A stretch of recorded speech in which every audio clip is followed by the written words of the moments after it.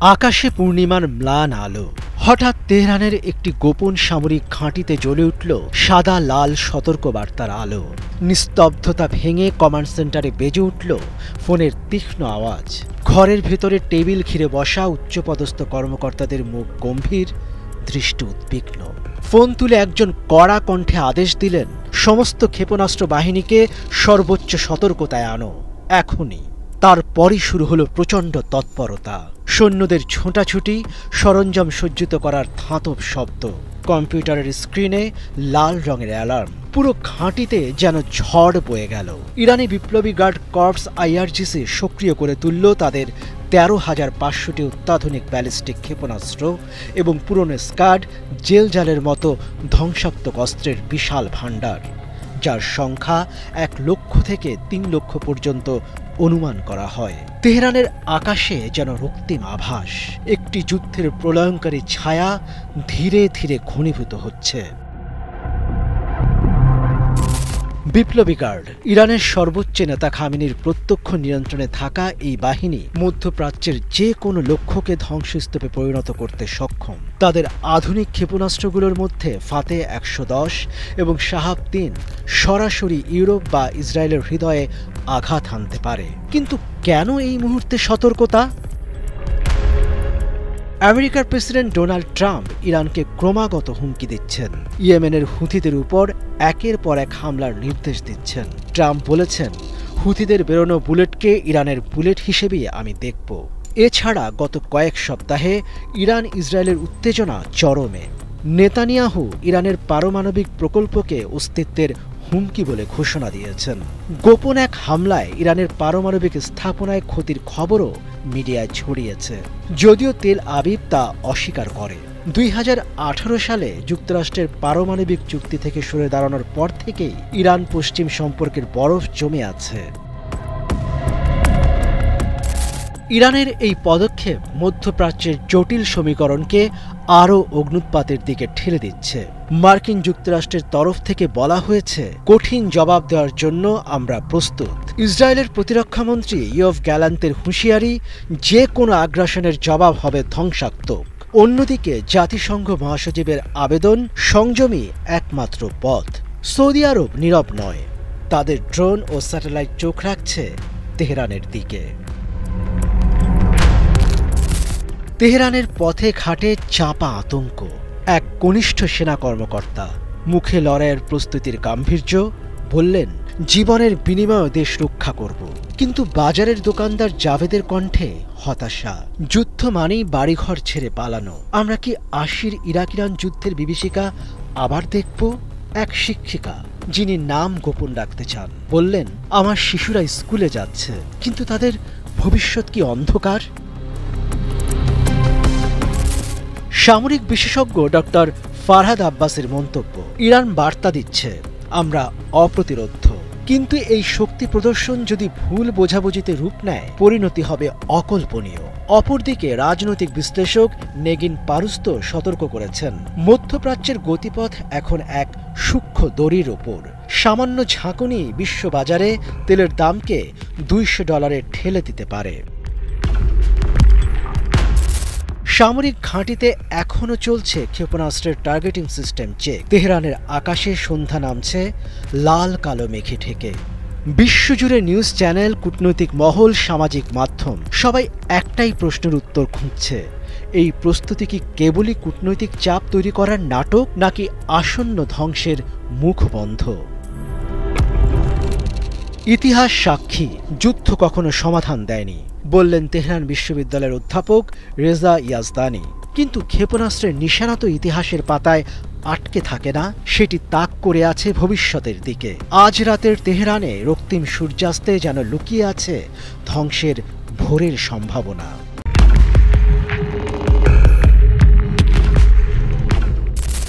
সকালটা অন্য যে কোনো দিনের মতোই ছিল, কিন্তু আজকের বাতাসে একটা অদৃশ্য চাপা উত্তেজনা। তেহরানের আকাশ ঝলমলে, কিন্তু শহরের রাজপথে একটা নীরবতা খেলা করছে। চারদিকে যেন কেউ একটা শ্বাস চেপে রেখেছে। বিপ্লবী গার্ড বাহিনীর সদর দফতরে ব্যস্ততা চলছে, কিন্তু এই ব্যস্ততা অস্থিরতার নয়, এটা প্রস্তুতির, এক অদৃশ্য যুদ্ধের জন্য মানসিক দৃঢ়তার পরীক্ষা। আয়াতুল্লাহ আলী খামেনি ধীর পায়ে জানালার সামনে এসে দাঁড়ালেন। জানালার কাছে সূর্যের আলো প্রতিফলিত হচ্ছে, আর তার চোখে অদ্ভুত এক স্থিরতা। বাইরে বিশাল শহর, যার প্রতিটি ইট, প্রতিটি দেয়াল যেন ইতিহাসের সাক্ষী। পাশের দেয়ালে টাঙানো আছে 1980 সালের ইরাক-ইরান যুদ্ধের ছবি। সেই যুদ্ধের সময় তিনি যেমন অবিচল ছিলেন, আজও ঠিক তেমনই। একজন কমান্ডার সামনে এসে দাঁড়ালেন, কড়া সালাম দিলেন, গভীর কণ্ঠে বললেন, আপনার নির্দেশের অপেক্ষায় আছি সৈয়দ। খামেনি ধীরে ধীরে তার দিকে তাকালেন। তার গলায় কোনো উচ্চস্বরে হুঙ্কার নেই, কিন্তু তার কণ্ঠস্বরে বজ্রের শক্তি। ইরান কোনো আগ্রাসী শক্তির কাছে মাথা নত করবে না। আমরা ইতিহাস দেখেছি, আমরা ইতিহাস করব। ইরান কেবল একটি ভূখণ্ড নয়, এটা একটি চেতনা, এটা একটি প্রতিরোধের প্রতীক। ইরানের ভৌগোলিক কাঠামো একে প্রাকৃতিক প্রতিরক্ষার এক দুর্ভেদ্য দুর্গে পরিণত করেছে। দেশটির চারপাশে পর্বতমালা, মরুভূমি এবং সমুদ্র সীমায় বেষ্টিত, যা যে কোনো আক্রমণকারী বাহিনীর জন্য মারাত্মক চ্যালেঞ্জ হয়ে দাঁড়ায়। ইরানের পশ্চিমে জাগ্রোস পর্বতমালা, যার দৈর্ঘ্য প্রায় 1600 কিলোমিটার এবং উচ্চতা 14,000 ফুটেরও বেশি। এই পাহাড়ি অঞ্চল শত্রুপক্ষের জন্য একটি দুর্ভেদ্য প্রতিরক্ষা প্রাচীর হিসেবে কাজ করে। 1980 সালে ইরাক যখন ইরান আক্রমণ করেছিল, তখন ইরাকি বাহিনী 2 বছর ধরে চেষ্টা করেও এই পাহাড় অতিক্রম করতে পারেনি। আধুনিক সময়ে এই ভূপ্রকৃতি যে কোনো সামরিক অভিযানের জন্য এক ভয়ঙ্কর বাধা। ইরানের পূর্ব দক্ষিণ পূর্ব অঞ্চলে রয়েছে দাশেত এ কাবির ও দাশেত এ লুত মরুভূমি, যেগুলো বিশ্বের অন্যতম রুক্ষ প্রাণহীন অঞ্চল। এখানে গ্রীষ্মকালে তাপমাত্রা 70 ডিগ্রি সেলসিয়াসের বেশি হতে পারে, যা যে কোনো সেনাবাহিনীর জন্য দুঃস্বপ্নের মতো। ইতিহাস বলে, যারা এই মরুভূমির ভেতরে প্রবেশ করেছে তারা প্রায় জীবিত ফিরে আসতে পারেনি। উত্তরে ইরান সংলগ্ন কাস্পিয়ান সাগর, যা এক প্রকার প্রাকৃতিক প্রতিরক্ষা দেয়াল। দক্ষিণে রয়েছে পারস্য উপসাগর এবং হরমুজ প্রণালী, যা বিশ্বব্যাপী তেল পরিবহনের জন্য কৌশলগতভাবে অত্যন্ত গুরুত্বপূর্ণ। বিশ্বের মোট ব্যবহৃত জ্বালানি তেলের 25% এই প্রণালী দিয়ে পরিবাহিত হয়। ইরান চাইলে মুহূর্তের মধ্যে এটি বন্ধ করে দিতে পারে, যা বৈশ্বিক অর্থনীতিকে অচল করে দিতে যথেষ্ট। ফলে ইরানের বিরুদ্ধে সামরিক অভিযান চালানো মানে বিশ্বব্যাপী জ্বালানি সংকট তৈরি করা। এই ভূপ্রকৃতি কেবল প্রতিরক্ষার জন্য সহায়ক নয়, বরং এটি শত্রুপক্ষের জন্য লজিস্টিক্যাল চ্যালেঞ্জও তৈরি করে। আধুনিক যুদ্ধেও সরবরাহ লাইন অত্যন্ত গুরুত্বপূর্ণ। যদি ইরানের পাহাড়ি বা মরুভূমি অঞ্চলে কোনো বাহিনী প্রবেশ করে, তাহলে তারা দীর্ঘস্থায়ী লড়াই চালানোর জন্য প্রয়োজনীয় রসদ পাবে না, যা শত্রুকে দুর্বল করে ফেলবে। এ কারণেই ইতিহাসে কখনো ইরানকে বাইরে থেকে এসে কেউ সহজে দখল করতে পারেনি। আলেকজান্ডার দ্য গ্রেট থেকে শুরু করে মঙ্গল বাহিনী ইরান দখলের চেষ্টা অনেকেই করেছে, কিন্তু সবাইকেই ইরানের কঠোর প্রতিরোধের মুখে পরাজিত হতে হয়েছে।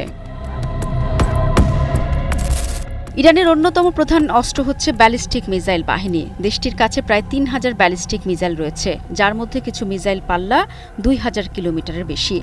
এর মধ্যে সবচেয়ে ভয়ঙ্কর হচ্ছে ফাতাহ 1 হাইপারসোনিক মিসাইল, যা মাত্র 336 সেকেন্ডের 870 মাইল দূরের লক্ষ্যবস্তুতে আঘাত হানতে পারে।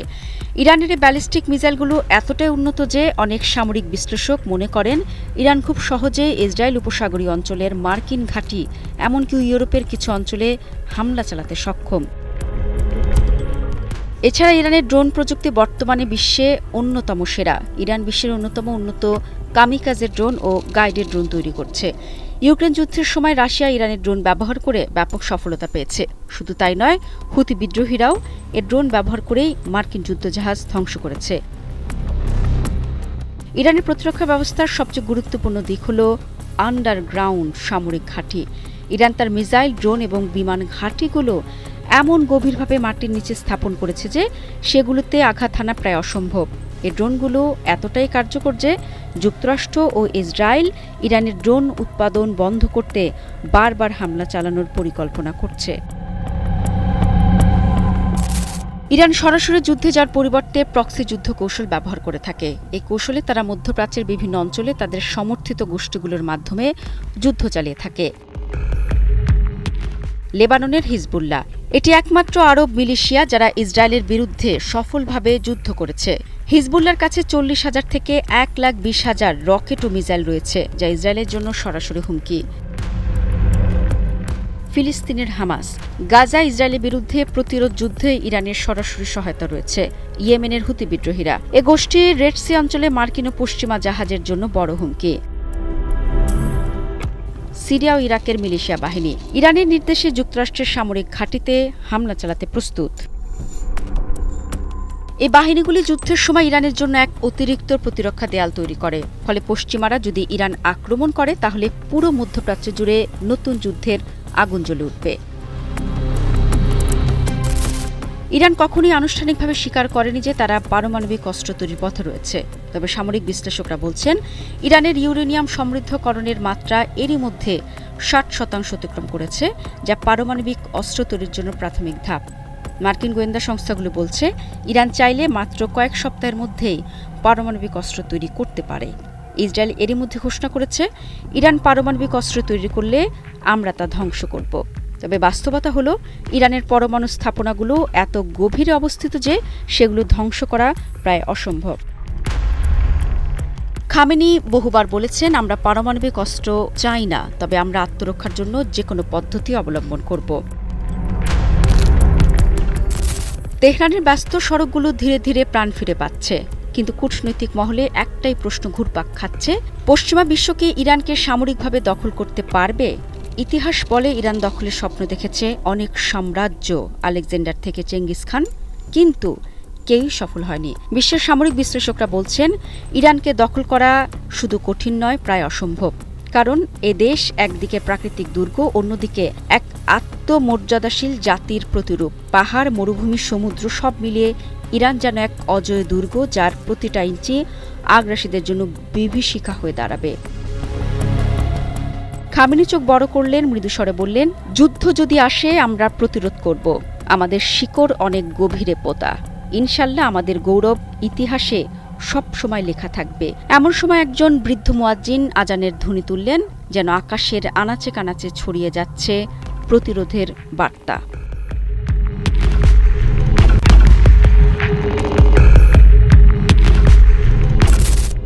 লোহিত সাগরের অশান্ত ঢেউয়ে তখনও চাঁদের আলো প্রতিফলিত হচ্ছে।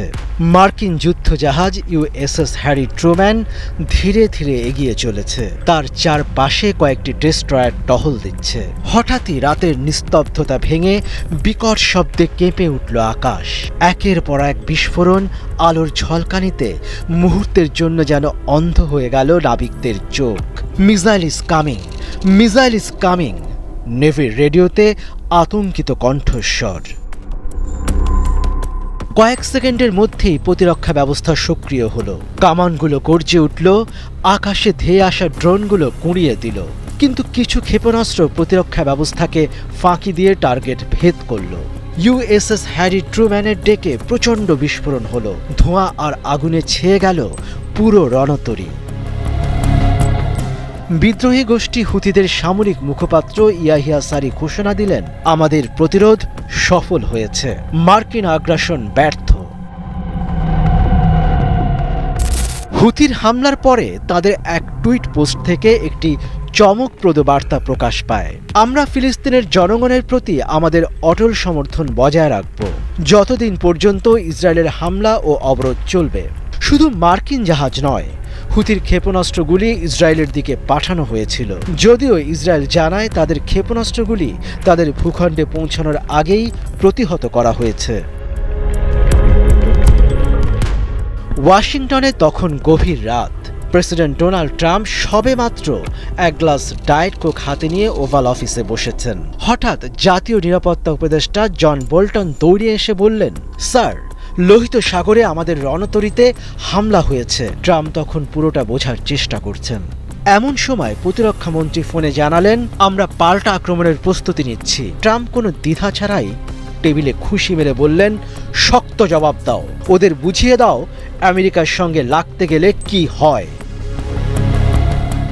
এরই মধ্যে মধ্যপ্রাচ্যের আকাশে গর্জে উঠল মার্কিন যুদ্ধ বিমান। রিয়াদ, দুবাই ও বাহরাইনের ঘাঁটি থেকে B-52 বোম্বার ও F-18 ফাইটার জেট ছুটে গেল ইয়েমেনের দিকে। হুথিদের সামরিক ঘাঁটি, ড্রোন লঞ্চিং সাইট, রাডার স্টেশনে সব একের পর এক বিধ্বস্ত হল। ট্রাম্প এবার এক ধাপ এগিয়ে গেলেন। সামাজিক যোগাযোগ মাধ্যমে লিখলেন, ইরানই এই হামলার মূল পরিকল্পনাকারী, হুথিরা শুধু তাদের হাতের পুতুল। প্রতিটি মিসাইল, প্রতিটি হামলার জন্য ইরানকে দায়ী করা হবে। এরপর আবার মার্কিন পররাষ্ট্রমন্ত্রী এক বিবৃতিতে বললেন, যদি ইরান মধ্যপ্রাচ্যে অস্থিতিশীলতা সৃষ্টির চেষ্টা করে তাহলে তার কঠিন মূল্য দিতে হবে। ওয়াশিংটনের হুঁশিয়ারি হুথিদের টলাতে পারেনি। বিদ্রোহী নেতা আব্দুল মালিক আল হুথি জানিয়ে দিলেন, আমরা ফিলিস্তিনের ভাইদের রক্ষায় শেষ পর্যন্ত লড়ব। যতবার আমেরিকা হামলা চালাবে ততবার তাদের রণতরীগুলো আমাদের ক্ষেপণাস্ত্রের লক্ষ্যবস্তু হবে। হুথিদের দাবি, তারা আরও উন্নত ড্রোন ও ব্যালিস্টিক মিসাইল তৈরি করেছে যা আমেরিকান ডিফেন্স সিস্টেম ভেদ করতে সক্ষম। তারা হুমকি দিয়ে বলেছে, পরবর্তী হামলা আরও বিধ্বংসী হবে। এরই মধ্যে সংঘর্ষে ইসরায়েলের যোগদানের খবর পাওয়া গেছে। মার্কিন বাহিনীকে সহায়তা করতে ইসরায়েলি ড্রোন পাঠানো হয়েছে লোহিত সাগরের আশপাশে। তারা হুথিদের অস্ত্র সরবরাহ লাইন বিচ্ছিন্ন করার পরিকল্পনা করছে। তবে প্রশ্ন হলো, এই ঝামেলায় কি ইরান সরাসরি জড়িয়ে পড়বে? বিশ্লেষকরা বলছেন, লোহিত সাগরের এই সংঘর্ষ তৃতীয় মহাবিপর্যয়ের সূচনা হতে পারে। আমেরিকা যদি ইরানের বিরুদ্ধে সরাসরি সামরিক পদক্ষেপ নেয় তাহলে পুরো মধ্যপ্রাচ্যে ভয়াবহ যুদ্ধক্ষেত্রে পরিণত হবে। ওয়াশিংটন, তেহরান, মস্কো, বেইজিং সবখানেই কূটনৈতিক উত্তেজনা তুঙ্গে। জাতিসংঘ জরুরি বৈঠক ডাকলেও কেউ কারো কথা শুনছে না। ঢাকার এক আন্তর্জাতিক সম্পর্ক বিশেষজ্ঞ বললেন, এই সংঘাত শুধু মধ্যপ্রাচ্যকে নয়, পুরো বিশ্বকে অস্থির করে তুলবে। ইয়েমেনের ধ্বংসস্তূপে এক বৃদ্ধা কাঁদছেন। তার ছেলে মার্কিন হামলায় মারা গেছে। লোহিত সাগরের তীরে এক মার্কিন সেনা আহত অবস্থায় পড়ে আছে। তার মুখে বিস্ময়, এখানে আমরা কি করছি? এই যুদ্ধের শেষ কোথায় কেউ জানে না। তবে নিশ্চিতভাবে বলা যায়, লোহিত সাগর এখন শুধু নীল জলরাশি নয়, এটি হয়ে উঠেছে চোখের পানি, আগুন আর প্রতিশোধের সমুদ্র।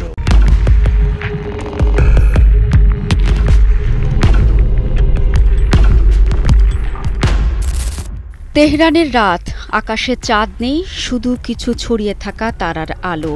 শহর নিস্তব্ধ, কিন্তু একটা চাপা উত্তেজনা যেন বাতাসে মিশে আছে। প্রেসিডেন্সিয়াল কমপ্লেক্স থেকে একটু দূরে ইমাম খোমেনি স্কয়ারের পাশের এক পুরনো ভবনের জানালায় হালকা আলো জ্বলছে। গভীর রাতেও সেখানে আলো কেন?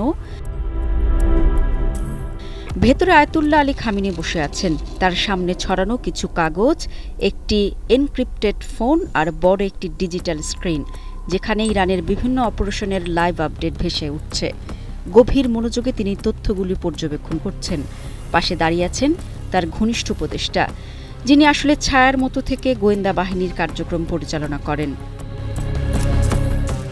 একজন কর্মকর্তা ধীরে ধীরে ঘরে ঢুকলেন। কয়েক মুহূর্ত চুপ থেকে মাথা নিচু করে বললেন, অপারেশন সফল হয়েছে।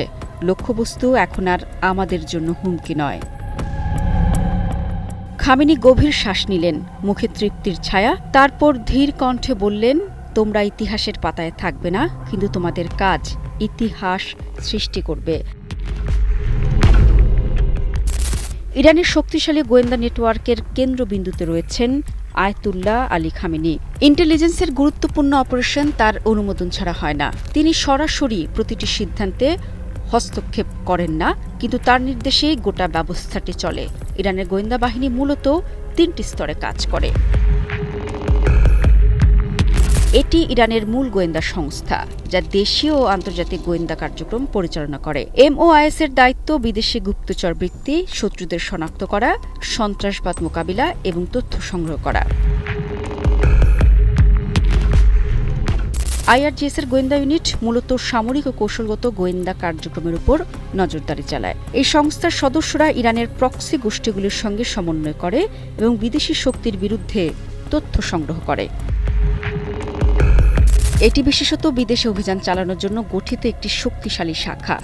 এই ইউনিট হিজবুল্লাহ, হামাস এবং হুতি বিদ্রোহীদের সঙ্গে কাজ করে এবং মধ্যপ্রাচ্যে ইরানের প্রভাব বজায় রাখতে বড় ভূমিকা রাখে। গল্পের শুরুটা সহজ নয়। কেউ চাইলেই ইরানের গোয়েন্দা সংস্থায় যোগ দিতে পারে না। এটি কোনো সাধারণ সরকারি চাকরি নয়।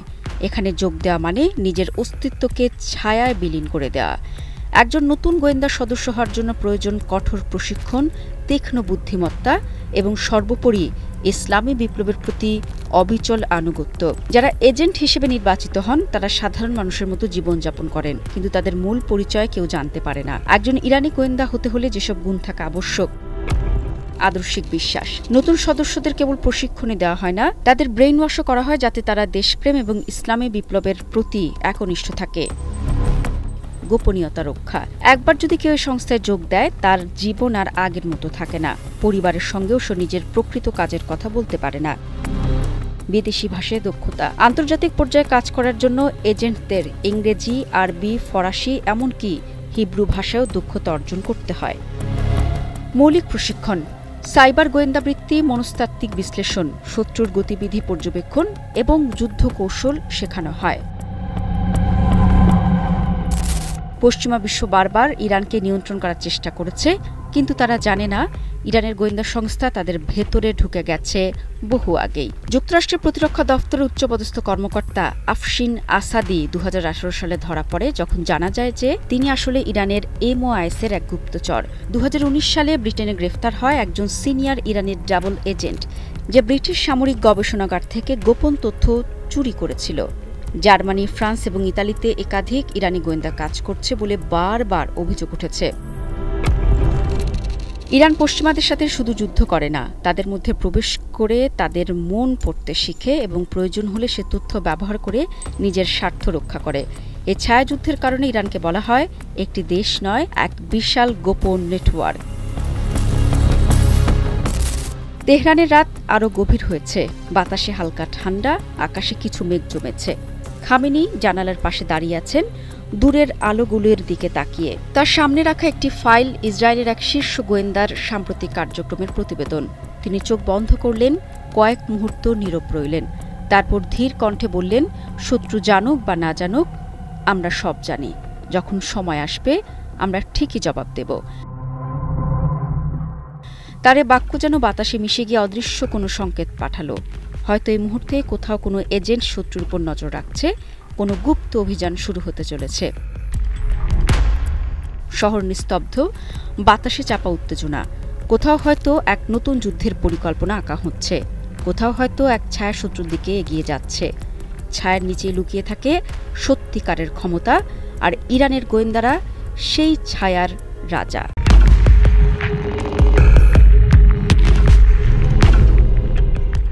তেহরানের আকাশে তখন সন্ধ্যা নেমেছে। হালকা বাতাসে শহরের অলি গলিতে ছড়িয়ে পড়ছে রাতের শীতলতা। কিন্তু ইরানের সর্বোচ্চ নেতা আয়াতুল্লাহ আলী খামেনির সভাকক্ষে পরিবেশ তখন উত্তপ্ত। বিশ্বের সবচেয়ে ক্ষমতাধর রাষ্ট্রের প্রেসিডেন্ট ডোনাল্ড ট্রাম্পের হুমকি ও আলোচনার প্রস্তাব এক নিমিষেই উড়িয়ে দিলেন। দৃঢ় গলায় খামেনি বললেন, ইরান হুমকির মুখে মাথা নত করে না। আমাদের নীতি পরিষ্কার, অন্যায়ের কাছে বশ্যতা স্বীকার নয়। ইরানের রাষ্ট্রীয় টেলিভিশনের সরাসরি প্রচারিত বক্তব্যে খামেনির কণ্ঠ ছিল শান্ত কিন্তু দৃঢ়, যার প্রতিটি শব্দ যেন এক একটি বুলেটের মতো বিঁধছে ট্রাম্পের কথার দেয়ালে। মাত্র একদিন আগে যুক্তরাষ্ট্রের প্রেসিডেন্ট ডোনাল্ড ট্রাম্প ফক্স বিজনেসকে দেওয়া এক সাক্ষাৎকারে স্পষ্ট বলেছিলেন, ইরানের সামনে দুটো পথ, হয় শান্তিপূর্ণ আলোচনা, না হয় সামরিক ব্যবস্থা। ট্রাম্পের এই কঠোর বার্তার মুখে বিশ্বের চোখ ছিল আয়াতুল্লাহ খামেনির দিকে, কিন্তু খামেনি কোনো ধরনের দ্বিধা না দেখিয়ে সরাসরি প্রত্যাখ্যান করলেন মার্কিন প্রস্তাব। তিনি স্পষ্ট ভাষায় জানালেন, বুলিং করে বা ভয় দেখিয়ে ইরানকে আলোচনার টেবিলে বসানো যাবে না। এমন প্রস্তাবের মাধ্যমে যুক্তরাষ্ট্র ইরানের ঘাড়ে নতুন দাবি চাপিয়ে দিতে চায়, ইরান তা কখনোই মানবে না। আয়াতুল্লাহ খামেনি ইরানের জনগণের কাছে শুধু রাজনৈতিক নেতা নন, তিনি ইরানের জাতীয় আত্মমর্যাদারও প্রতীক। ট্রাম্প প্রশাসনের অর্থনৈতিক নিষেধাজ্ঞা, সর্বোচ্চ চাপ এবং সামরিক হুমকির মুখে তার এই দৃঢ় অবস্থান ইরানের সাধারণ মানুষের মনেও নতুন সাহসের জন্ম দিয়েছে। রাষ্ট্রীয় গণমাধ্যমে খামেনির বক্তব্য ব্যাপকভাবে প্রচারিত হচ্ছে। দেশের মানুষের মধ্যে এখন স্পষ্ট অনুভূতি, তারা একজন শক্তিশালী নেতার নেতৃত্বে এগিয়ে যাচ্ছে, যিনি যুক্তরাষ্ট্রের মতো পরাশক্তির হুমকিকেও ভয় পান না।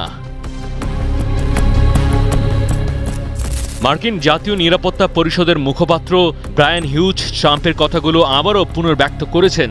ইরানের সামনে শান্তিপূর্ণ সমঝোতার বিকল্প সামরিক ব্যবস্থা। কিন্তু আয়াতুল্লাহ খামেনি দৃঢ়ভাবে ঘোষণা দিয়েছেন, যুক্তরাষ্ট্র যাই করুক, আমরা আমাদের প্রতিরক্ষা ব্যবস্থা, ক্ষেপণাস্ত্রের সক্ষমতা ও আন্তর্জাতিক অবস্থানের বিষয়ে কোনো আপোষ করব না। বিশেষজ্ঞরা বলছেন, খামেনি মূলত ইরানের জনগণকে এই বার্তাই দিতে চাচ্ছেন, দেশের নিরাপত্তা ও মর্যাদার প্রশ্নে তার অবস্থান শতভাগ পরিষ্কার। পশ্চিমা চাপের মুখে যে কোনো ধরনের আপোষকেই তিনি অগ্রহণযোগ্য মনে করেন। ইরানের পারমাণবিক কর্মসূচি নিয়ে পশ্চিমা বিশ্ব যখন উদ্বিগ্ন, খামেনি তখন আবারও স্পষ্টভাবে বললেন, ইরানের পারমাণবিক কর্মসূচি সম্পূর্ণ শান্তিপূর্ণ উদ্দেশ্যে পরিচালিত হচ্ছে। পশ্চিমাদের দাবির মুখে আমরা আত্মসমর্পণ করব না। জাতিসংঘের পারমাণবিক সংস্থা IAEA এর উদ্বেগ থাকা সত্ত্বেও খামেনি নিজেদের নীতিতে অনড় রয়েছেন। তার মতে, ইরান কখনোই পরাশক্তির চাপের মুখে তাদের জাতীয় স্বার্থ ও আত্মমর্যাদাকে বিসর্জন দেবে না। তেহরানের রাত আরো গভীর হয়েছে। শহরের বাতাসে ছড়িয়ে পড়েছে আয়াতুল্লাহ খামেনির বক্তব্যের প্রত্যেকটা শব্দ। সাধারণ ইরানিরা আজ নিজেদের আরো দৃঢ় ও সাহসী মনে করছে। আয়াতুল্লাহ খামেনির শক্তিশালী কণ্ঠস্বর তাদের মনে আশ্বাস জুগিয়েছে, পশ্চিমের হুমকি যত প্রবলই হোক, ইরান তার নিজস্ব পথে অটুট থাকবে। একটি জানলার পাশে দাঁড়িয়ে একজন প্রবীণ ইরানি নাগরিক আকাশের দিকে তাকিয়ে ফিসফিস করলেন, এই মানুষটি আমাদের সাহসের উৎস। যতদিন তিনি আছেন, ইরান মাথা নত করবে না।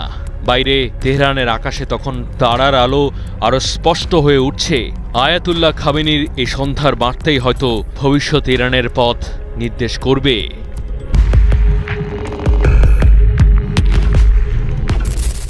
তেহরানের ভোর, শহরের ব্যস্ততা তখনও শুরু হয়।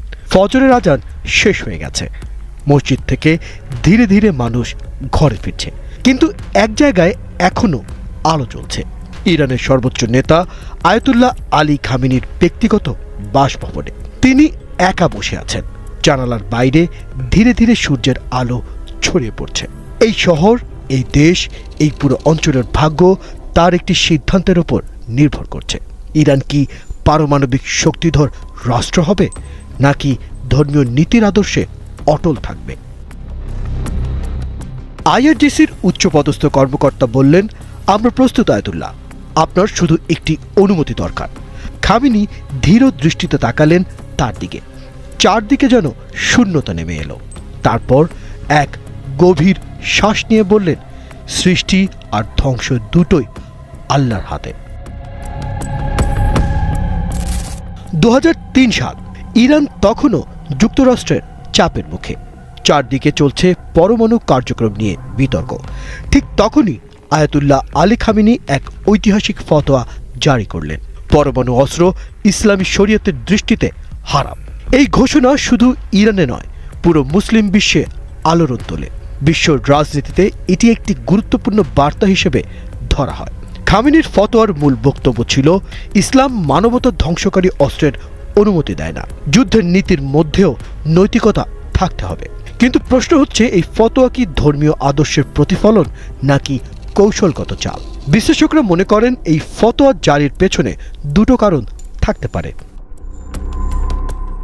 2003 সালে ইরান যখন তার পরমাণু কর্মসূচি এগিয়ে নিচ্ছিল, তখন যুক্তরাষ্ট্র, ইসরায়েল ও ইউরোপীয় ইউনিয়নের দেশগুলো একযোগে নিষেধাজ্ঞা আরোপ করতে থাকে।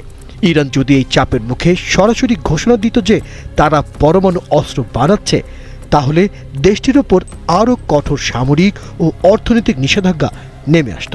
তাই খামেনির এই ফতোয়া ছিল এক ধরনের কৌশলগত অবস্থান, যা ইরানকে কিছুটা আন্তর্জাতিক চাপ থেকে রক্ষা করেছিল। ইরান নিজেকে একটি বিপ্লবী ইসলামিক রাষ্ট্র হিসেবে উপস্থাপন করে। ইসলামের নৈতিকতা ও শাসন ব্যবস্থা প্রতিষ্ঠা করা তাদের অন্যতম আদর্শ। খামেনি বরাবরই ইসলামী আইনের কঠোর অনুসারী হিসেবে পরিচিত। তাই তিনি পরমাণু অস্ত্রকে হারাম ঘোষণা করে ইরানকে একটি নৈতিক রাষ্ট্র হিসেবে উপস্থাপন করতে চেয়েছিলেন। অনেক বিশ্লেষক মনে করেন খামেনি যদি চান তাহলে তিনি এই ফতোয়া পরিবর্তন করতে পারেন, কারণ ইসলামী শরীয়তের ফতোয়া পরিস্থিতি অনুযায়ী পরিবর্তনযোগ্য। ইসলামের ইতিহাসে দেখা গেছে বিভিন্ন সময়ে রাজনৈতিক ও সামরিক বাস্তবতার কারণে ফতোয়ার পরিবর্তন হয়েছে। উদাহরণস্বরূপ ওসমানীয় খিলাফত যুদ্ধকালীন সময়ে বিভিন্ন সামরিক সিদ্ধান্তকে বৈধতা দিতে নতুন ফতোয়া জারি করেছিলেন। ইরান ইরাক যুদ্ধের সময়ও ইরান যুদ্ধের নিয়ম নিয়ে নতুন ফতোয়া জারি করেছিল। ওয়াশিংটন, তেল আবিব, পশ্চিমা বিশ্বের প্রতিটি গুরুত্বপূর্ণ দপ্তরে এখন ইরানের পরমাণু কার্যক্রম নিয়ে আলোচনার ঝড় বইছে। ইসরায়েল সরাসরি ঘোষণা দিয়েছে ইরান যদি পারমাণবিক অস্ত্র তৈরির পথে এক ধাপ এগোয় তবে তারা আগেভাগেই সামরিক হামলা চালাবে। যুক্তরাষ্ট্র স্পষ্ট করেছে ইরানের পারমাণবিক অস্ত্র অর্জনের প্রতিরোধ করতে প্রয়োজনে কঠোর নিষেধাজ্ঞা এমনকি সামরিক পদক্ষেপও নেওয়া হবে। কিন্তু ইরান কি সত্যি ভীত? ইরানের সামরিক বাহিনীর একটি অংশ বিশ্বাস করে ইরানের ভূ রাজনৈতিক বাস্তবতায় পারমাণবিক অস্ত্র থাকা জরুরি। তারা যুক্তি দেয়, যদি উত্তর কোরিয়া পারমাণবিক অস্ত্র থাকতে পারে তাহলে ইরান কেন পারবে না? যদি পাকিস্তান পারমাণবিক শক্তিধর রাষ্ট্র হয় তবে কেন ইরান নয়? এই মনোভাব থেকে অনেক সামরিক কর্মকর্তা মনে করেন পরমাণু অস্ত্র না থাকাটা ইরানের জন্য কৌশলগত দুর্বলতা তৈরি করবে। তেহরানের সকাল, সূর্যের আলো পুরো শহর জুড়ে ছড়িয়ে পড়েছে, রাস্তায় ব্যস্ততা বাড়ছে। খামেনি জানালার পাশে দাঁড়িয়ে আছেন। তিনি জানেন ফতোয়া পরিবর্তন করার মানে ইরানকে এক নতুন যাত্রায় নিয়ে যাওয়া। একবার যদি ইরান পরমাণু অস্ত্র তৈরির ঘোষণা দেয় তাহলে তা শুধু মধ্যপ্রাচ্য নয়, পুরো বিশ্বের জন্য এক নতুন চ্যালেঞ্জ হয়ে দাঁড়াবে। কিন্তু যদি খামেনি তার অবস্থানে অটল থাকেন তাহলে ইরান কৌশলগতভাবে দুর্বল হবে কিনা সেটাই এখন সবচেয়ে বড় প্রশ্ন। তেহরানের আকাশে সূর্যের আলো ছড়িয়ে পড়েছে, আর খামেনি জানালার পাশে দাঁড়িয়ে ভাবছেন ইতিহাস কি তাকে একজন নৈতিক নেতা হিসেবে মনে রাখবে নাকি এক কৌশলী শাসক হিসেবে। সানা, ইয়েমেন। সানার আকাশে এখন যুদ্ধ বিমান নেই, বিস্ফোরণের শব্দ শোনা যাচ্ছে না, তবু বাতাসে যেন অদৃশ্য এক অশনি সংকেত ভাসছে। চারিদিকে চাপা উত্তেজনা। রাতের অন্ধকারে ইয়েমেনের আনসারুল্লাহ নেতা আব্দুল মালিক আল হুতি তার দাবার গুঁটি সাজাচ্ছেন। তিনি জানেন যে কোনো মুহূর্তে নতুন যুদ্ধ শুরু হতে পারে, তবে ইয়েমেনি যোদ্ধারা প্রস্তুত। তার চোখে ক্ষোভ লক্ষ্য ডোনাল্ড ট্রাম্প। গাজা নিয়ে ট্রাম্পের নতুন পরিকল্পনা তাকে ক্ষুব্ধ করেছে, তাই ক্যামেরার সামনে এসে সরাসরি সাবধানবাণী উচ্চারণ করলেন। তুমি বোকার স্বর্গে বাস করো। গাজার মানুষ যারা বোমার নিচেও মাথা নত করেনি, তারা কি তাদের মাতৃভূমি তোমার কাছে বিক্রি করবে? আমাদের আঙুল ট্রিগারে রয়েছে। যদি জায়নিস্ট শাসক গোষ্ঠী গাজার বিরুদ্ধে আরেকটি পদক্ষেপ নেয়, আমরা সঙ্গে সঙ্গে প্রতিক্রিয়া জানাবো। ডোনাল্ড ট্রাম্প সম্প্রতি গাজার ভবিষ্যৎ নিয়ে একটি বিতর্কিত পরিকল্পনার কথা বলেছেন। তার প্রশাসনের কৌশল হল গাজার জনগণকে জর্ডান বা মিশরের মতো দেশগুলোতে সরিয়ে দেওয়া, যেখানে তাদের পুনর্বাসন করা এবং গাজায় নতুন অবকাঠামো তৈরি করা। মূলত এটি এমন একটি পরিকল্পনা যেখানে ফিলিস্তিনিদের ঐতিহ্যবাহী ভূমি ইসরায়েলের দখলে চলে যাবে আর বাস্তুচ্যুত ফিলিস্তিনিরা পরিণত হবে শরণার্থীতে। আব্দুল মালিক আল হুতি সরাসরি ট্রাম্পের এই পরিকল্পনার বিরোধিতা করেছেন। তিনি স্পষ্ট করে বলেছেন, গাজার জনগণ তাদের ভূমি ছাড়বে না। যদি ইসরায়েল ও যুক্তরাষ্ট্র তাদের বিতাড়িত করার চেষ্টা করে তাহলে আমরা শক্ত প্রতিক্রিয়া দেখাব। আনসারুল্লাহর এই বক্তব্য শুধু রাজনৈতিক প্রতিক্রিয়া নয়, বরং সামরিক প্রস্তুতিরও ইঙ্গিত বহন করে। হুতিরা ইতোমধ্যে ইসরায়েলের বিরুদ্ধে কার্যকর প্রতিরোধ গড়ে তুলতে শুরু করেছে। বিশ্লেষকরা বলছেন, যদি গাজায় ইসরায়েল নতুন করে সামরিক অভিযান চালায় তাহলে ইয়েমেন থেকে সৌদি আরব, সংযুক্ত আরব আমিরাত, এমনকি লোহিত সাগরে অবস্থানরত মার্কিন নৌবহরও হুতিদের হামলার লক্ষ্যবস্তু হতে পারে। হুতিদের এই হুঁশিয়ারির পর যুক্তরাষ্ট্র ইসরায়েল নতুন করে হিসেব নিকাশ করতে বাধ্য হচ্ছে। প্রশ্ন হচ্ছে, হুতিরা কি শুধু হুমকি দিচ্ছে নাকি সত্যি ট্রিগার টানতে প্রস্তুত? মধ্যপ্রাচ্য এখন অপেক্ষা করছে পরবর্তী বিস্ফোরণের।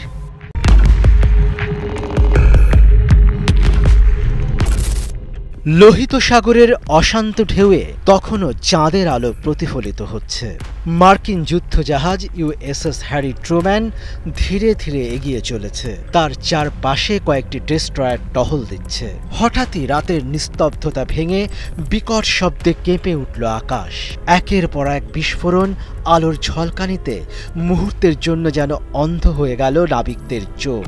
Missile is coming, missile is coming, নেভির রেডিওতে আতঙ্কিত কণ্ঠস্বর। কয়েক সেকেন্ডের মধ্যেই প্রতিরক্ষা ব্যবস্থা সক্রিয় হলো। কামানগুলো গর্জে উঠল, আকাশে ধেয়ে আসা ড্রোনগুলো কুঁড়িয়ে দিল। কিন্তু কিছু ক্ষেপণাস্ত্র প্রতিরক্ষা ব্যবস্থাকে ফাঁকি দিয়ে টার্গেট ভেদ করল। ইউএসএস হ্যারি ট্রুম্যানের ডেকে প্রচণ্ড বিস্ফোরণ হলো। ধোঁয়া আর আগুনে ছেয়ে গেল পুরো রণতরী।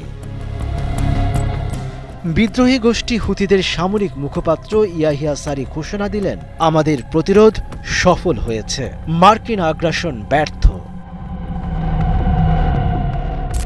হুতির হামলার পরে তাদের এক টুইট পোস্ট থেকে একটি চমকপ্রদ বার্তা প্রকাশ পায়। আমরা ফিলিস্তিনের জনগণের প্রতি আমাদের অটল সমর্থন বজায় রাখব যতদিন পর্যন্ত ইসরায়েলের হামলা ও অবরোধ চলবে।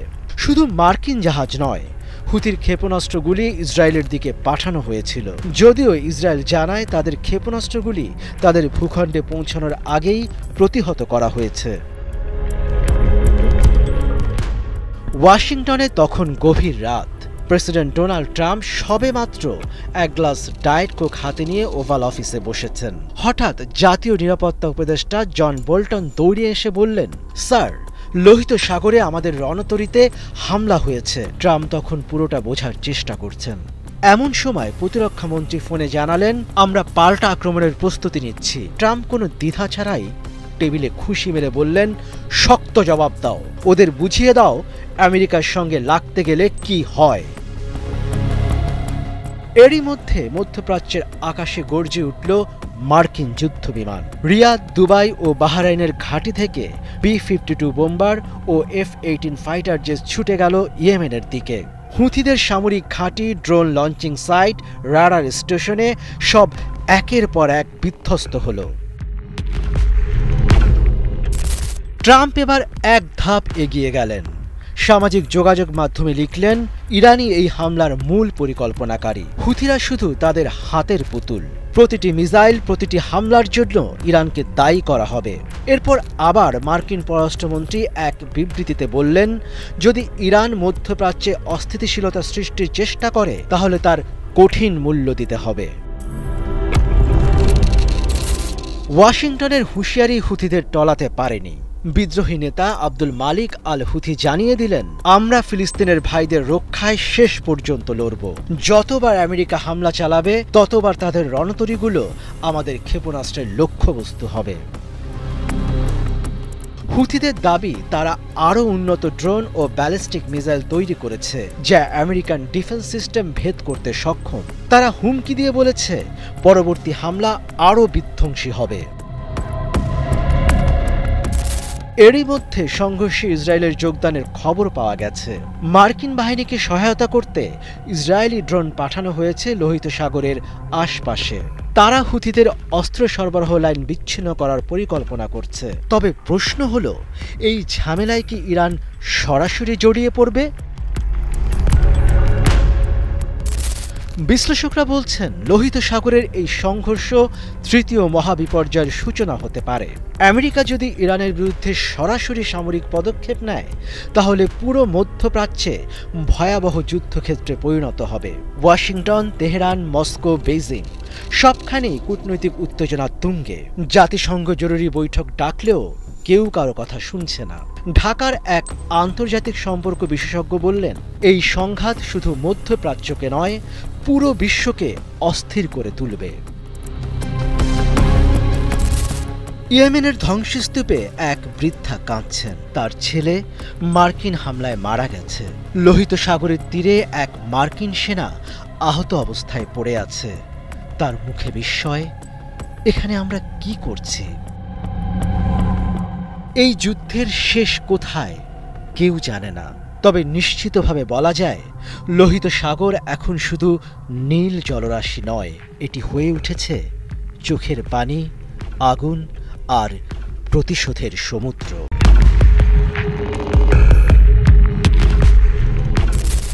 তেহরানের ভোর, শহরের ব্যস্ততা তখনও শুরু হয়। ফজরের আজান শেষ হয়ে গেছে। মসজিদ থেকে ধীরে ধীরে মানুষ ঘরে ফিরছে, কিন্তু এক জায়গায় এখনো আলো জ্বলছে। ইরানের সর্বোচ্চ নেতা আয়াতুল্লাহ আলী খামেনির ব্যক্তিগত বাসভবনে তিনি একা বসে আছেন। জানালার বাইরে ধীরে ধীরে সূর্যের আলো ছড়িয়ে পড়ছে। এই শহর, এই দেশ, এই পুরো অঞ্চলের ভাগ্য তার একটি সিদ্ধান্তের উপর নির্ভর করছে। ইরান কি পারমাণবিক শক্তিধর রাষ্ট্র হবে, নাকি ধর্মীয় নীতির আদর্শে অটল থাকবে? আইআরজিসির উচ্চপদস্থ কর্মকর্তা বললেন, আমরা প্রস্তুত আয়াতুল্লাহ, আপনার শুধু একটি অনুমতি দরকার। খামেনি ধীর দৃষ্টিতে তাকালেন তার দিকে। চারদিকে যেন শূন্যতা নেমে এলো। তারপর এক গভীর শ্বাস নিয়ে বললেন, সৃষ্টি আর ধ্বংস দুটোই আল্লাহর হাতে। 2003 সাল। ইরান তখনও যুক্তরাষ্ট্রের চাপের মুখে। চারদিকে চলছে পরমাণু কার্যক্রম নিয়ে বিতর্ক। ঠিক তখনই আয়াতুল্লাহ আলী খামেনি এক ঐতিহাসিক ফতোয়া জারি করলেন। পরমাণু অস্ত্র ইসলামী শরীয়তের দৃষ্টিতে হারাম। এই ঘোষণা শুধু ইরানে নয়, পুরো মুসলিম বিশ্বে আলোড়ন তোলে। বিশ্ব রাজনীতিতে এটি একটি গুরুত্বপূর্ণ বার্তা হিসেবে ধরা হয়। খামেনির ফতোয়ার মূল বক্তব্য ছিল, ইসলাম মানবতা ধ্বংসকারী অস্ত্রের অনুমতি দেয় না। যুদ্ধের নীতির মধ্যেও নৈতিকতা থাকতে হবে। কিন্তু প্রশ্ন হচ্ছে, এই ফতোয়া কি ধর্মীয় আদর্শের প্রতিফলন নাকি কৌশলগত চাল? বিশ্লেষকরা মনে করেন এই ফতোয়া জারির পেছনে দুটো কারণ থাকতে পারে। 2003 সালে ইরান যখন তার পরমাণু কর্মসূচি এগিয়ে নিচ্ছিল, তখন যুক্তরাষ্ট্র, ইসরায়েল ও ইউরোপীয় ইউনিয়নের দেশগুলো একযোগে নিষেধাজ্ঞা আরোপ করতে থাকে। ইরান যদি এই চাপের মুখে সরাসরি ঘোষণা দিত যে তারা পরমাণু অস্ত্র বানাচ্ছে, তাহলে দেশটির ওপর আরও কঠোর সামরিক ও অর্থনৈতিক নিষেধাজ্ঞা নেমে আসত। তাই খামেনির এই ফতোয়া ছিল এক ধরনের কৌশলগত অবস্থান, যা ইরানকে কিছুটা আন্তর্জাতিক চাপ থেকে রক্ষা করেছিল। ইরান নিজেকে একটি বিপ্লবী ইসলামিক রাষ্ট্র হিসেবে উপস্থাপন করে। ইসলামের নৈতিকতা ও শাসন ব্যবস্থা প্রতিষ্ঠা করা তাদের অন্যতম আদর্শ। খামেনি বরাবরই ইসলামী আইনের কঠোর অনুসারী হিসেবে পরিচিত। তাই তিনি পরমাণু অস্ত্রকে হারাম ঘোষণা করে ইরানকে একটি নৈতিক রাষ্ট্র হিসেবে উপস্থাপন করতে চেয়েছিলেন। অনেক বিশ্লেষক মনে করেন, খামেনি যদি চান তাহলে তিনি এই ফতোয়া পরিবর্তন করতে পারেন, কারণ ইসলামী শরীয়তের ফতোয়া পরিস্থিতি অনুযায়ী পরিবর্তনযোগ্য। ইসলামের ইতিহাসে দেখা গেছে, বিভিন্ন সময়ে রাজনৈতিক ও সামরিক বাস্তবতার কারণে ফতোয়ার পরিবর্তন হয়েছে। উদাহরণস্বরূপ, ওসমানীয় খিলাফত যুদ্ধকালীন সময়ে বিভিন্ন সামরিক সিদ্ধান্তকে বৈধতা দিতে নতুন ফতোয়া জারি করেছিলেন। ইরান ইরাক যুদ্ধের সময়ও ইরান যুদ্ধের নিয়ম নিয়ে নতুন ফতোয়া জারি করেছিল। ওয়াশিংটন, তেল আবিব, পশ্চিমা বিশ্বের প্রতিটি গুরুত্বপূর্ণ দপ্তরে এখন ইরানের পরমাণু কার্যক্রম নিয়ে আলোচনার ঝড় বইছে। ইসরায়েল সরাসরি ঘোষণা দিয়েছে, ইরান যদি পারমাণবিক অস্ত্র তৈরির পথে এক ধাপ এগোয়, তবে তারা আগেভাগেই সামরিক হামলা চালাবে। যুক্তরাষ্ট্র স্পষ্ট করেছে, ইরানের পারমাণবিক অস্ত্র অর্জনের প্রতিরোধ করতে প্রয়োজনে কঠোর নিষেধাজ্ঞা, এমনকি সামরিক পদক্ষেপও নেওয়া হবে। কিন্তু ইরান কি সত্যি ভীত? ইরানের সামরিক বাহিনীর একটি অংশ বিশ্বাস করে, ইরানের ভূ রাজনৈতিক বাস্তবতায় পারমাণবিক অস্ত্র থাকা জরুরি। তারা যুক্তি দেয়, যদি উত্তর কোরিয়া পারমাণবিক অস্ত্র থাকতে পারে, তাহলে ইরান কেন পারবে না? যদি পাকিস্তান পারমাণবিক শক্তিধর রাষ্ট্র হয়, তবে কেন ইরান নয়? এই মনোভাব থেকে অনেক সামরিক কর্মকর্তা মনে করেন, পরমাণু অস্ত্র না থাকাটা ইরানের জন্য কৌশলগত দুর্বলতা তৈরি করবে। তেহরানের সকাল। সূর্যের আলো পুরো শহর জুড়ে ছড়িয়ে পড়েছে। রাস্তায় ব্যস্ততা বাড়ছে। খামেনি জানালার পাশে দাঁড়িয়ে আছেন। তিনি জানেন, ফতোয়া পরিবর্তন করার মানে ইরানকে এক নতুন যাত্রায় নিয়ে যাওয়া। একবার যদি ইরান পরমাণু অস্ত্র তৈরির ঘোষণা দেয়, তাহলে তা শুধু মধ্যপ্রাচ্য নয়, পুরো বিশ্বের জন্য এক নতুন চ্যালেঞ্জ হয়ে দাঁড়াবে। কিন্তু যদি খামেনি তার অবস্থানে অটল থাকেন, তাহলে ইরান কৌশলগতভাবে দুর্বল হবে কিনা, সেটাই এখন সবচেয়ে বড় প্রশ্ন। তেহরানের আকাশে সূর্যের আলো ছড়িয়ে পড়েছে, আর খামেনি জানালার পাশে দাঁড়িয়ে ভাবছেন ইতিহাস কি তাকে একজন নৈতিক নেতা হিসেবে মনে রাখবে নাকি এক কৌশলী শাসক হিসেবে।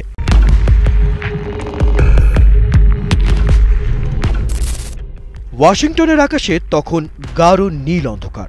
হোয়াইট হাউসের হলওয়েগুলোতে নীরবতা, কিন্তু প্রেসিডেন্টের ওভাল অফিসে আলো এখনো জ্বলছে।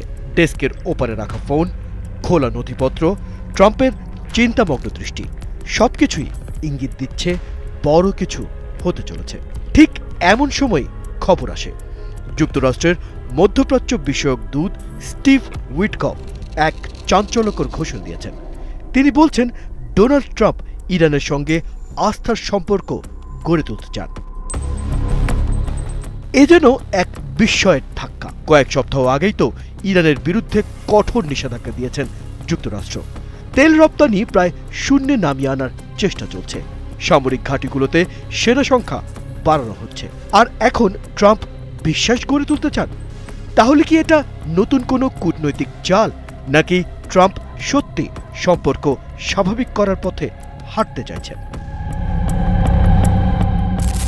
উইটকফ বলেন, ট্রাম্পের সাম্প্রতিক চিঠি ইরানের জন্য কোনো হুমকি ছিল না, বরং এটি আলোচনার দরজা খুলে দেওয়ার একটি প্রয়াস। কিন্তু এই বক্তব্যে যেন আরও ধোঁয়াশা তৈরি হলো, কারণ একই সময়ে মার্কিন প্রতিরক্ষা দপ্তর পেন্টাগন ঘোষণা করেছে মধ্যপ্রাচ্যে আরও যুদ্ধজাহাজ পাঠানো হবে। বিশ্লেষকরা বলছেন এটি ট্রাম্প প্রশাসনের দ্বৈত কৌশল, একদিকে কঠোর অবস্থান, অন্যদিকে আলোচনার হাতছানি। তবে ইরান এই বার্তাকে কিভাবে দেখছে? ট্রাম্পের বার্তার প্রক্রিয়ায় ইরানের পররাষ্ট্র উপমন্ত্রী আব্বাস আরাকচি জানালেন, আমরা শীঘ্রই ট্রাম্পের চিঠির উত্তর দেব, তবে সেটা আমাদের নিজস্ব কূটনৈতিক চ্যানেলের মাধ্যমে পাঠানো হবে। কিন্তু এর অর্থ কি? ইরান কি সত্যি আলোচনায় আগ্রহী, নাকি তারা শুধু সময় কিনতে চাইছেন? তেহরানের অভ্যন্তরীণ সূত্র বলছে, সামরিক ও কূটনৈতিক বিশেষজ্ঞদের নিয়ে বৈঠক করেছেন খামেনি। আমরা জানি ট্রাম্পের কথা বিশ্বাস করা কঠিন। ইরানের এক ঊর্ধ্বতন কর্মকর্তা গোপনীয়তার শর্তে বলেন, কিন্তু আমরা সবকিছু বিবেচনায় রাখছি। বিশ্লেষকরা বলছেন ইরান এখন অত্যন্ত সতর্ক। গত কয়েক বছরে যুক্তরাষ্ট্রের নীতি দেখে তেহরান নিশ্চিত যে তারা সরাসরি কোনো ফাঁদে পড়তে চায় না। 2015 সালে ওবামার আমলে করা পারমাণবিক চুক্তি থেকে ট্রাম্প একতরফাভাবে বেরিয়ে গিয়েছিলেন। তারপর থেকেই ইরান ওয়াশিংটনের ওপর আস্থা রাখতে পারছে না। তবে ইরানের ভেতরেও মতবিরোধ রয়েছে। একদল মনে করে ট্রাম্প আসলে তাদের দুর্বলতা যাচাই করতে চাইছেন, আরেক দল মনে করে আলোচনার দরজা একেবারে বন্ধ না করাই ভালো। এদিকে ইরানের Islamic revolutionary guards corps IRGC তাদের ক্ষেপণাস্ত্র বাহিনীতে সর্বোচ্চ সতর্ক অবস্থায় রেখেছে। ইরানের 13,500 আধুনিক ব্যালিস্টিক ক্ষেপণাস্ত্র এখন সম্পূর্ণ প্রস্তুত। এছাড়াও প্রায় 1 লাখ থেকে 3 লাখ পুরনো কিন্তু কার্যকরী ক্ষেপণাস্ত্র মজুদ রয়েছে। অর্থাৎ ইরান পরিষ্কারভাবে জানিয়ে দিচ্ছে, যদি আমেরিকা বিশ্বাস ভঙ্গ করে তবে জবাব দিতে এক মুহূর্ত দেরি করবে না। ওয়াশিংটন ট্রাম্পের এই নরম বার্তার আসল উদ্দেশ্য নিয়ে এখনো পরিষ্কার নয়। তবে রাজনৈতিক বিশ্লেষকরা বলছেন, ট্রাম্পের জন্য এটি একটি গেম চেঞ্জার হতে পারে। তিনি যদি সত্যি ইরানের সঙ্গে চুক্তি করেন তাহলে এটি ট্রাম্পের কূটনৈতিক সাফল্য হিসেবে বিবেচিত হবে। কিন্তু যদি ইরানকে কৌশলে দুর্বল করতে চান তাহলে তার নতুন সংকটের জন্ম দিতে পারে। তেহরানের আকাশ তখনও কালো, ভোরের আলো ফোটেনি। Supreme leader Ayatollah Ali Khamenei জানালার পাশে বসে আছেন নিঃশব্দে, যেন সমুদ্রের গভীরতা তার চারপাশে ছড়িয়ে পড়ছে। দূরে আজানের সুর ভেসে আসছে, কিন্তু তার মন পড়ে আছে সামনে রাখা চিঠির ওপর। বাইরে তখন ইরানের রাস্তাগুলো নিস্তব্ধ, কিন্তু দুনিয়ার অন্য প্রান্তে হাজারো চোখ অপেক্ষা। হোয়াইট হাউসের অফিস ঘর থেকে শুরু করে পেন্টাগনের কোল্ড রুম, তেল আবিবের সামরিক দপ্তর থেকে বেইজিংয়ের বিশ্লেষকদের স্ক্রিন, টেবিলের উপর ট্রাম্পের পাঠানো চিঠির কালি এখনো ভেজা, যেন সময়ও সিদ্ধান্তের অপেক্ষায় থমকে গেছে। খামেনির হাতের কলম থমকে আছে, এই মুহূর্তের জন্য আকাশের তারা, বাতাসের নড়াচড়া, এমনকি সময়ও স্থির হয়ে আছে। এই কলম কি শান্তির সিলমোহর বসাবে নাকি আগুনের সুর তুলে দেবে?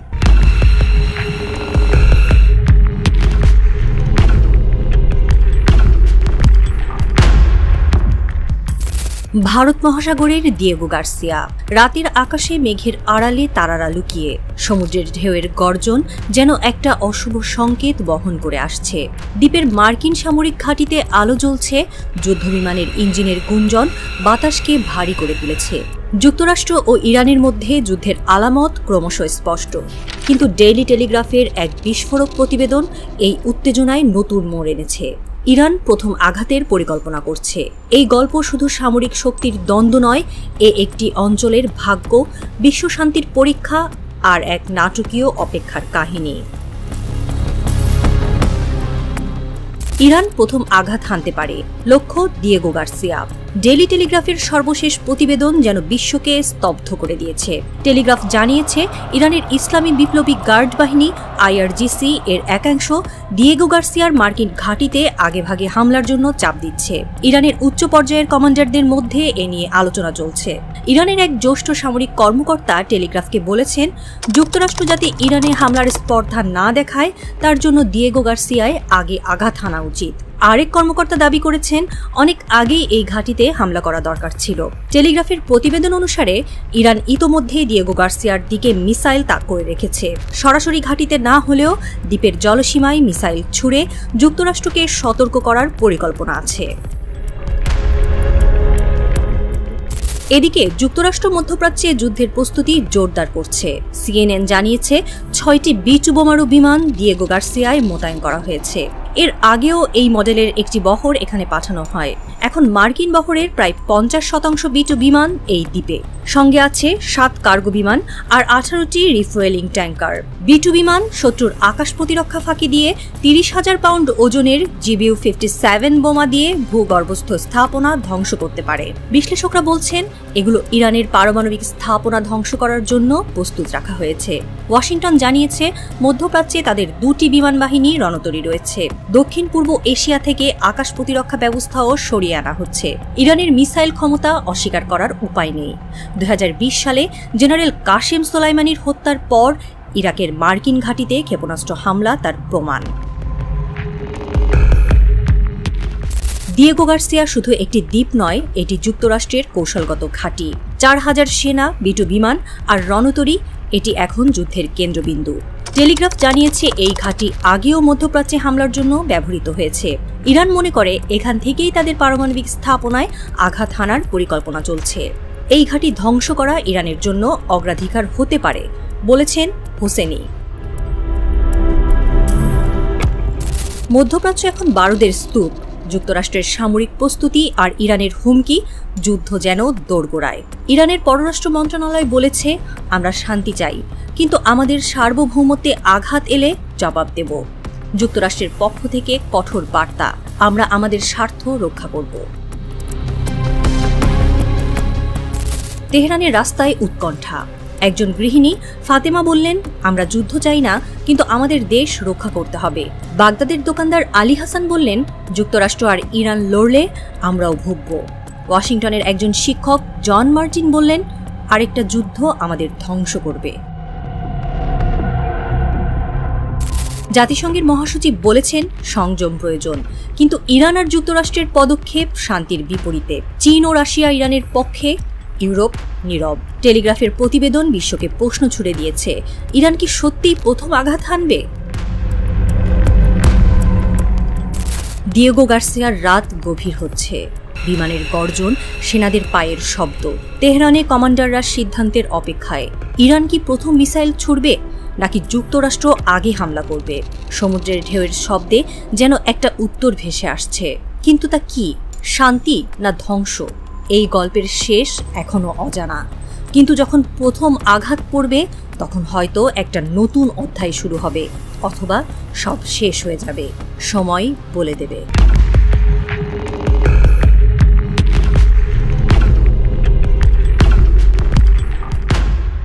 পারস্য উপসাগরের জল কালো হয়ে এসেছে। রাতের আকাশে তারারা নিভু নিভু। আমেরিকার একটি বিশাল যুদ্ধজাহাজ ইউএসএস এন্টারপ্রাইজ ধীরে ধীরে পানি কেটে এগিয়ে চলেছে। ক্যাপ্টেন জন মার্ফির চোখে উৎকণ্ঠা। রাডারে একটি ছোট দ্রুতগামী নৌকা ধরা পড়েছে ইরানি বিপ্লবী গার্ডের। এর পেছনে আরও কয়েকটি ছায়া। হঠাৎ রেডিওতে ভেসে আসে জরুরি বার্তা, ক্যাপ্টেন, ওয়াশিংটন থেকে আদেশ, হামলার প্রস্তুতি নিন। মার্ফির হাত কাঁপছে। তিনি জানেন এই আদেশ মানে যুদ্ধ। কিন্তু মিনিট 10 পর আরেকটি বার্তা, হামলা স্থগিত, পিছিয়ে আসুন। জাহাজের ডেকে নিস্তব্ধতা। সবাই শ্বাস বন্ধ করে দাঁড়িয়ে। কেন এই থমকে যাওয়া? সম্প্রতি ডোনাল্ড ট্রাম্প বলেছেন, ইরানে এমন বোমা মারব যা বিশ্ব আগে দেখেনি। কিন্তু হুমকির পরও আমেরিকার নীরবতা রহস্যময়। গত 4 দশকে আমেরিকার প্রায় প্রতিটি প্রেসিডেন্ট ইরানকে হুমকি দিয়েছেন। ট্রাম্পের আগের মেয়াদে তিনি একবার হামলার হুকুম দিয়েছিলেন, কিন্তু সামরিক কর্মকর্তা ও রাজনীতিবিদদের চাপে পিছু হটেন। কেন? আমেরিকা বিশ্বের সবচেয়ে শক্তিশালী রাষ্ট্র। তাদের অস্ত্র আধুনিক। ইরানের হাতে আধুনিক অস্ত্র কম, বেশিরভাগই নিজেদের তৈরি। তবু আমেরিকা কেন ইরানে হামলা করে না? গল্প শুধু রাজনীতির নয়, এটি শক্তি, ভয় আর প্রাচীন পারস্যের গর্বের গল্প। ইরানের সামরিক বাহিনী কোনো সাধারণ শত্রু নয়। তাদের 5 লাখের বেশি সৈন্য, যাদের অভিজ্ঞতা এসেছে ইরান ইরাক যুদ্ধের রক্তক্ষয়ী 8 বছর থেকে। তাদের মিসাইলের ভান্ডার ভয়ঙ্কর। খালিজ ফার্স এবং সাব সিরিজ, যেগুলো 3000 কিলোমিটার দূরে লক্ষ্যে আঘাত হানতে পারে। এই মিসাইলগুলো রাডার ফাঁকি দেওয়ার জন্য তৈরি, যা ইসরায়েল বাদে সৌদি আরবের মতো আমেরিকার মিত্রদের জন্য মারাত্মক হুমকি। পারস্য উপসাগরে ইরানের নৌবাহিনী আরও ভয়ঙ্কর। ছোট ছোট নৌকা ক্ষেপণাস্ত্রে সজ্জিত, দ্রুত গতিতে এগিয়ে আসে। এগুলো ধরা কঠিন, ধ্বংস করা আরও কঠিন। ইরানি কমান্ডার মোহাম্মদ সালে জোকার একবার বলেছিলেন, আমাদের এই ছোট নৌকায় আমেরিকার যুদ্ধ জাহাজের জন্য দুঃস্বপ্ন। একটি সমন্বিত হামলায় এগুলো আমেরিকার নৌবহরকে বিপর্যস্ত করে দিতে পারে। ইরানে হামলার পরিণতি শুধু সামরিক নয়, অর্থনৈতিকও। হরমুজ প্রণালী, যেখান দিয়ে বিশ্বের 20% তেল প্রতিদিন পরিবহন হয়। ইরান এই পাঠ জানে, তারা আমেরিকাকে হারাতে পারবে না, কিন্তু যুদ্ধকে এমন জায়গায় নিয়ে যেতে পারে যেখানে আমেরিকার জনগণের কাছে আমেরিকার সরকার প্রশ্নবিদ্ধ হবে। ইরান শুধু একটি দেশ নয়, এটি পারস্য সভ্যতার উত্তরাধিকারী। 1000 বছর ধরে পশ্চিম এই ভূমিকে ভয় পেয়েছে। তাদের নেতারা বলেন, আমরা আমাদের সার্বভৌমত্ব রক্ষা করব, যত খরচই হোক। ইরান জানে আমেরিকাকে পরাজিত করা সম্ভব নয়, কিন্তু তারা এমন ক্ষতি করতে পারে যা আমেরিকার জন্য বিজয়কে বিষে পরিণত করবে। পারস্য উপসাগরে রাত গভীর হয়েছে। আমেরিকান যুদ্ধ জাহাজের আলো জ্বলছে। ওপারে ইরানি নৌকাগুলো ছায়ার মতো লুকিয়ে আছে। আকাশে ড্রোনের গুঞ্জন, মাটিতে মিসাইলের লাল চোখ জ্বলছে। একটি ভুল পদক্ষেপ, একটি গুলির শব্দ, আর সব শেষ। কিন্তু কেউ ট্রিগার টানছে না। কেন? কারণ উভয় পক্ষই জানে এই যুদ্ধের শেষ কেউ চায় না। প্রাচীন পারস্যের ভূমিতে সূর্য উঠছে। তার ছায়ায় দাঁড়িয়ে একটি জাতি যার গর্ব আর শক্তি বিশ্বকে থমকে দিয়েছে। আর আমেরিকা, তারা হুমকি দেয় কিন্তু হামলা করে না, কারণ এই যুদ্ধে জয়ের চেয়ে হারের ভয় বেশি।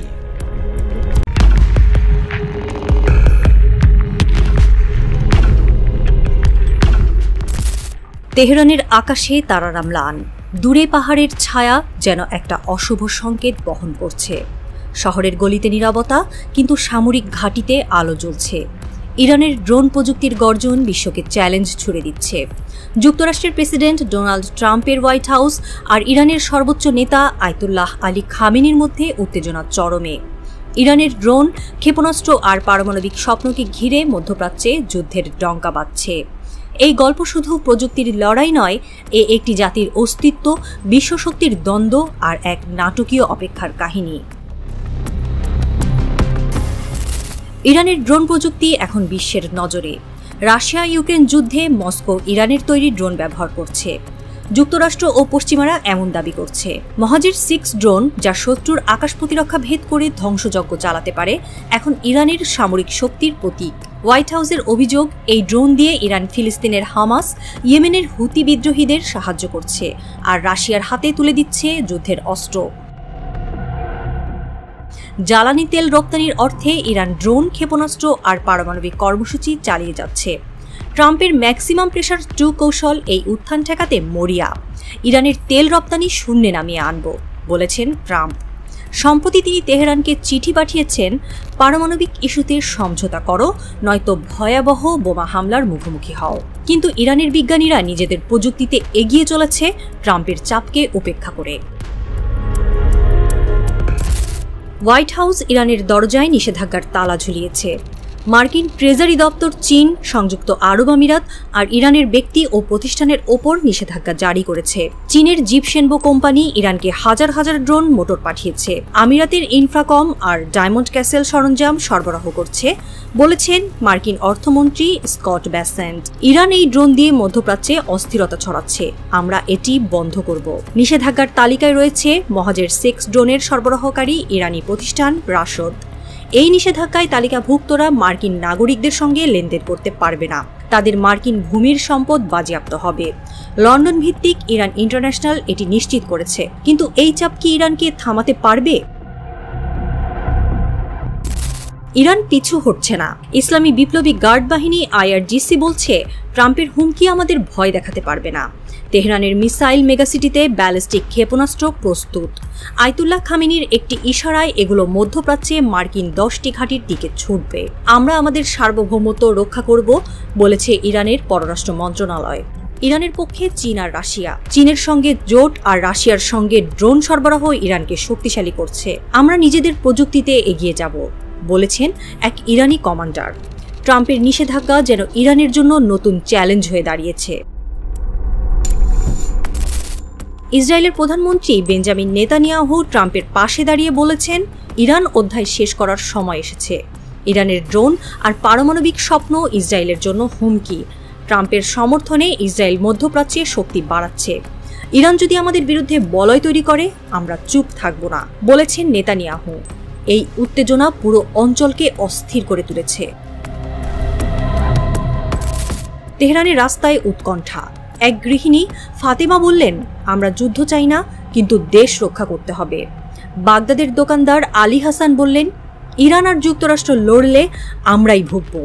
ওয়াশিংটনে এক শিক্ষক জন মার্টিন বললেন, আরেকটা যুদ্ধ আমাদের ধ্বংস করবে। জাতিসংঘের মহাসচিব বলেছেন, সংযম প্রয়োজন। কিন্তু ট্রাম্পের হুমকি আর ইরানের প্রতিরোধ শান্তির বিপরীতে যাচ্ছে। চীন ও রাশিয়া ইরানের পক্ষে, ইউরোপ নীরব। ইরানের ড্রোন প্রযুক্তি এখন বিশ্বের কাছে একটি প্রশ্ন। এটি কি ভয়াবহ সংঘাতের সূচনা করবে? তেহরানের রাত গভীর হচ্ছে। মিসাইল লঞ্চারে ক্ষেপণাস্ত্র প্রস্তুত, IRGCর চোখে সতর্কতা। ওপারে হোয়াইট হাউসে ট্রাম্পের ডেস্কে পারমাণবিক হামলার পরিকল্পনা। ইরান কি প্রথম আঘাত হানবে, নাকি ট্রাম্পের বোমারু বিমান আগে আকাশে উঠবে? পাহাড়ের ছায়ায় যেন একটা উত্তর লুকিয়ে। শান্তি না ধ্বংস, এই গল্পের শেষ এখনো অজানা। কিন্তু যখন প্রথম ক্ষেপণাস্ত্র ছুটবে, তখন হয়তো একটা নতুন অধ্যায় শুরু হবে, অথবা সব শেষ হয়ে যাবে। কি হতে চলছে, উত্তর সময় বলে দেবে।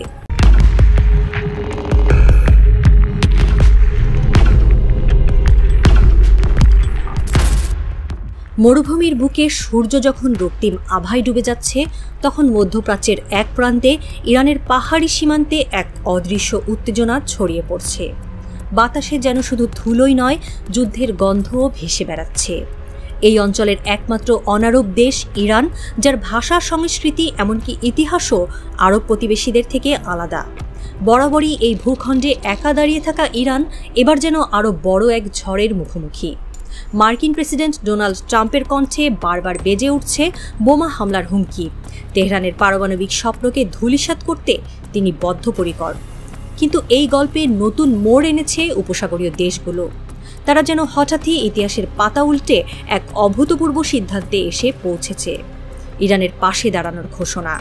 এই ঘোষণা শুধু ট্রাম্পের পরিকল্পনায় ছুরি চালিয়ে দেয়নি, বরং মধ্যপ্রাচ্যের রাজনৈতিক দাবার ছকটাকেও উল্টে দিয়েছে। ইরানের সঙ্গে উপসাগরীয় দেশগুলোর সম্পর্ক কখনোই মধুর ছিল না। সৌদি আরব, সংযুক্ত আরব আমিরাত, কাতার, কুয়েত এই দেশগুলোর সঙ্গে ইরানের দ্বন্দ্বের ইতিহাস দীর্ঘ। কিন্তু এবার যখন যুক্তরাষ্ট্রের যুদ্ধবিমানগুলো আকাশে ডানা মেলার জন্য প্রস্তুত, তখন এই দেশগুলো এক অদ্ভুত ঐক্যের বন্ধনে আবদ্ধ হয়েছে। তারা স্পষ্ট জানিয়ে দিয়েছে তাদের ভূমি বা আকাশসীমা যুক্তরাষ্ট্র ইরানের বিরুদ্ধে ব্যবহার করতে পারবে না, এমনকি জ্বালানি সরবরাহ বা উদ্ধার অভিযানের জন্য নয়। এই বার্তা সৌদি আরবের রাজধানী রিয়াদ থেকে কাতারের দোহা, আমিরাতের আবুধাবি থেকে কুয়েত সিটি, সবখান থেকেই যুক্তরাষ্ট্রের কাছে পৌঁছে গেছে। একজন জ্যেষ্ঠ মার্কিন কর্মকর্তা মিডল ইস্ট আইকে বলেছেন, তারা এই সংঘাতে জড়াতে চায় না। এই একটি বাক্যই যেন ট্রাম্প প্রশাসনের পরিকল্পনার মূলে কুঠারাঘাত করেছে। গল্পটা এখানেই শেষ নয়। ট্রাম্পের পরিকল্পনা ছিল স্পষ্ট। ইরানকে পারমাণবিক চুক্তির টেবিলে ফিরিয়ে আনতে তিনি চাপের পর চাপ সৃষ্টি করেছেন। ইয়েমেনে হুথি বিদ্রোহীদের ওপর মার্কিন বিমান হামলা তারই একটি অংশ। ইরান সমর্থিত এই গোষ্ঠীটির ওপর আক্রমণের মধ্যে দিয়ে তিনি তেহরানকে বার্তা দিতে চেয়েছিলেন, নতি স্বীকার করো, নয়তো পরিণতি ভোগ করো। আর এই হামলায় উপসাগরীয় দেশগুলোর সমর্থন ছিল। সৌদি আরব ও আমিরাতের ঘাঁটি থেকে মার্কিন যুদ্ধবিমান উড়েছে, জ্বালানি ভরা হয়েছে, এমনকি গোপনীয়তা বজায় রেখে অভিযান চালানো হয়েছে। গত মার্চে ওয়াশিংটনে সৌদি ও আমিরাতের কর্মকর্তাদের সঙ্গে মার্কিন প্রতিরক্ষা ও গোয়েন্দা কর্মকর্তাদের বৈঠকের পর এই সমর্থন আরও জোরালো হয়েছিল। ট্রাম্প ভেবেছিলেন এই ঐক্য ইরানের বিরুদ্ধেও অটুট থাকবে, কিন্তু তিনি যে ভুল করেছেন তা এখন স্পষ্ট। ইয়েমেনে হামলার সময় উপসাগরীয় দেশগুলো সহনশীল ছিল, কারণ হুতিদের সঙ্গে তাদের নিজস্ব দ্বন্দ্ব রয়েছে। লোহিত সাগরে হুতিদের হামলা এই দেশগুলোর বাণিজ্যের জন্য হুমকি, তাই তারা যুক্তরাষ্ট্রের পাশে দাঁড়িয়েছিল। কিন্তু ইরানের বিরুদ্ধে সরাসরি হামলা, সেটা অন্য গল্প। ইরান শুধু একটি দেশ নয়, এটি মধ্যপ্রাচ্যের একটি শক্তি, যার সামরিক সক্ষমতা এবং আঞ্চলিক প্রভাব অনেক দূর বিস্তৃত। উপসাগরীয় দেশগুলো জানে ইরানের সঙ্গে সরাসরি যুদ্ধে জড়ালে তার আঁচ তাদের ঘরেও লাগবে, তাই তারা পিছিয়ে গেছে।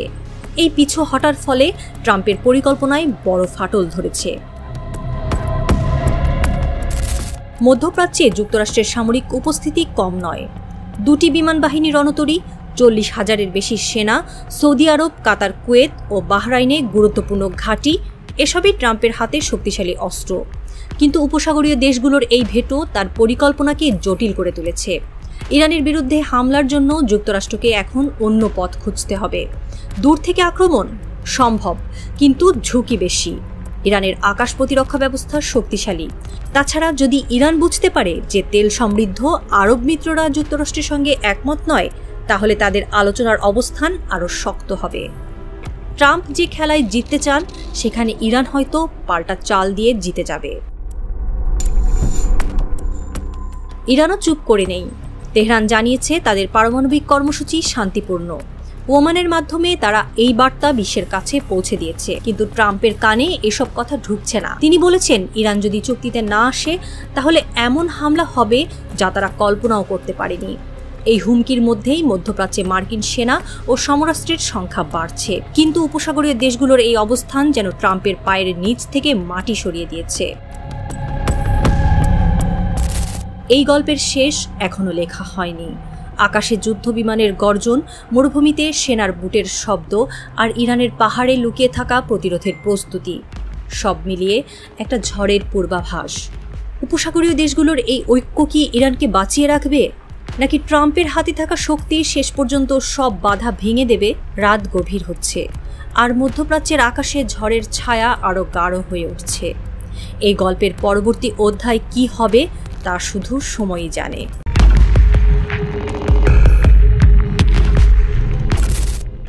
বৈরুতের আকাশে সূর্য ডুবে যাচ্ছে। সন্ধ্যার নরম আলো শহরের ধ্বংসস্তূপের উপর পড়ে এক অদ্ভুত ছায়া ফেলেছে। দূরে কোথাও একটা সাইরেন বেজে উঠল, তীক্ষ্ণ, কর্কশ। এ যেন শুধু শব্দ নয়, একটা অশনি সংকেত। লেবাননের মাটিতে আবারও যুদ্ধের গন্ধ, আবারও রক্তের আভাস।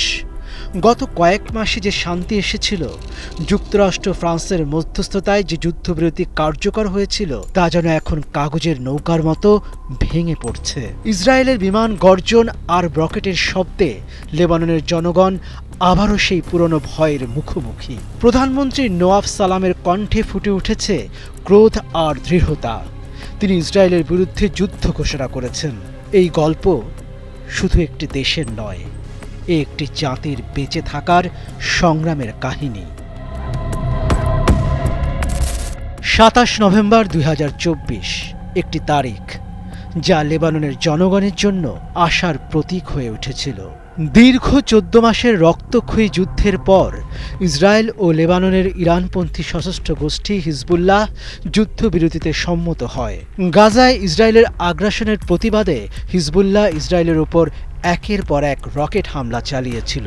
জবাবে ইসরায়েলি যুদ্ধবিমান লেবাননের রাজধানী বৈরুত থেকে শুরু করে দক্ষিণের শহরগুলোতে বোমা ফেলে ধ্বংসযজ্ঞ চালায়। হাজার হাজার মানুষ প্রাণ হারায়, লাখো লাখো মানুষ গৃহহীন হয়। কিন্তু নভেম্বরের সেই চুক্তি একটা শ্বাস ফেলার সুযোগ এনে দিয়েছিল।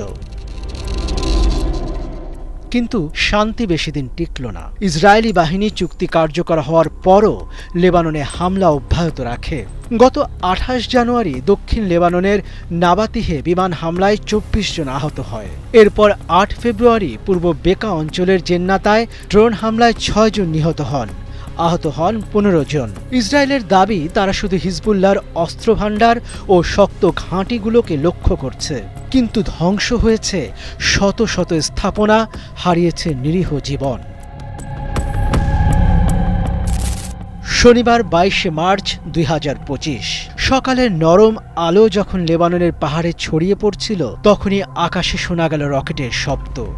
লেবানন থেকে ইসরায়েলের দিকে ৫টি রকেট ছোড়া হয়।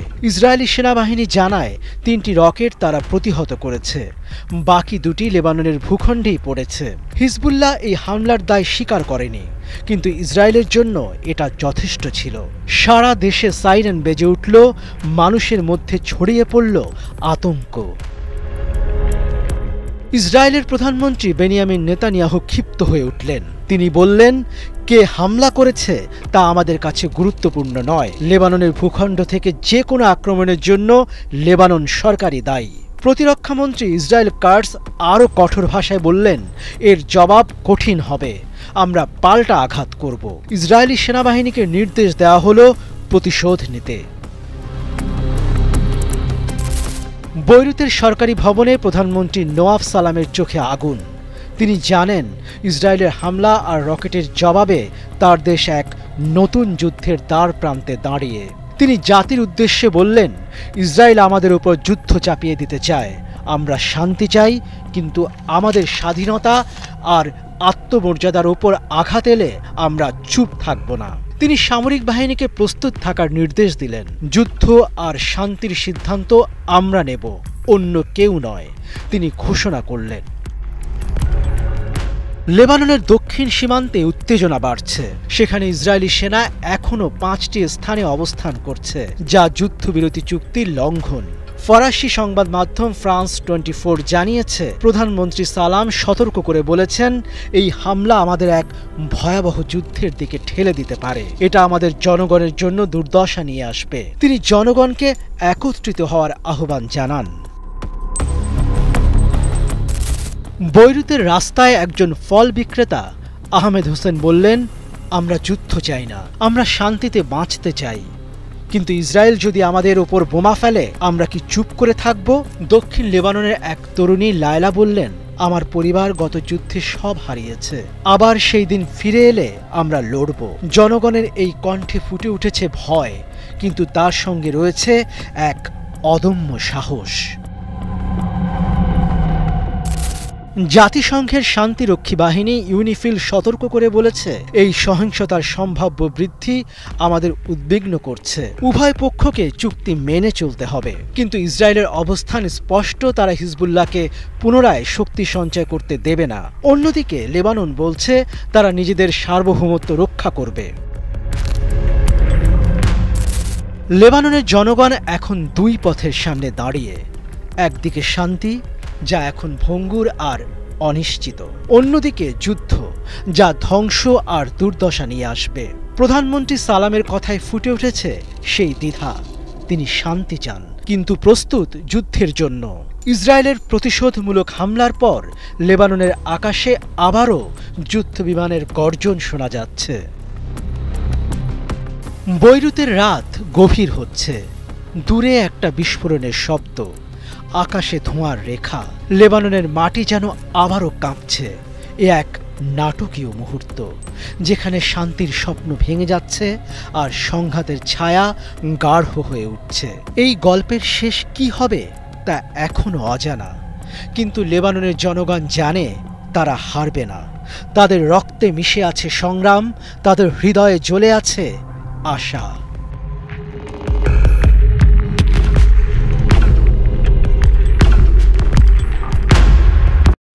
Our two ancient peoples, the Jewish people and the Persian people, will finally be at peace. Our two countries, Israel and Iran, will be at peace. 30 September 2024 বিশ্ব রাজনীতির ইতিহাসে ঘটল নজিরবিহীন একটা ঘটনা। সচরাচর কোনো দেশের প্রধান ভাষণ দেন তার নিজ দেশের জাতির উদ্দেশ্যে, কিন্তু কেবলমাত্র ইরানের জনগণের উদ্দেশ্যে বেনিয়ামিন নেতানিয়াহু, ইসরায়েলের প্রধানমন্ত্রীর এই ভাষণ। পুরো ব্যাপারটা কেন একেবারে অদ্ভুত সেটা বোঝার জন্য ভাবুন, নরেন্দ্র মোদী ভারতীয় জনতার বাইরে গিয়ে ভাষণ দিচ্ছেন তার দেশের 1 নম্বর শত্রু পাকিস্তানের জনতার উদ্দেশ্যে, অথবা চাইনিজ জনগণের জন্য। প্রিয় দেশবাসী, আমি আগেও জানিয়েছি, আবারও জানাচ্ছি, এমনিতে পলিটিক্যাল এনিমি যদি নাও হয়, অন্য রাষ্ট্রের জনতার উদ্দেশ্যে কোনো রাষ্ট্রের প্রধান বক্তব্য রাখে না কখনোই। আরও অদ্ভুত ব্যাপার, নেতানিয়াহু তার ভাষণে ব্যাপক প্রশংসা করেছেন ইরানিয়ান মানে পার্সিয়ানদের। I want to address you, the people of Iran. ইরানিরা মেধাবী, বুদ্ধিমান। এমনকি বলেছেন ইসরায়েলি আর ইরানি জাতির শান্তিপূর্ণ সহাবস্থানের কথা, যেটা আপাত দৃষ্টিতে অবাস্তব।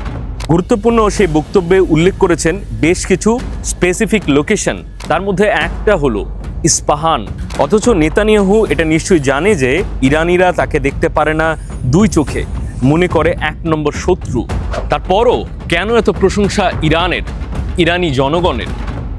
ইরান ইসরায়েলের যে সংঘাত, সেটা কি রাজনৈতিক যুদ্ধ, নাকি মধ্যপ্রাচ্যে যা যা হচ্ছে সেটা আসলে ধর্ম বা বিশ্বাসের যুদ্ধ? অনেকগুলো ভাঙা কাচের টুকরো জোড়া লাগাতে হবে যদি পেতে চাই আসল আয়না। We will strike you. Iran has launched a missile attack against Israel. Israel has confirmed that it is carrying out those strikes on Iran. But Jews cannot live without the Western Wall.